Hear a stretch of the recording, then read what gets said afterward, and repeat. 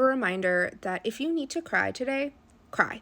If you need to scream, scream. If you need to break something, I recommend those little like packing bubbles. You can just kind of pop them, those little sheets. The longer that you sit in an emotion, that you acknowledge it, that you realize where it's coming from and why, the faster it will go by and it won't keep popping up on you. You'll process it quicker. So just feel what you're feeling, let it out. Now is the time to be emotional.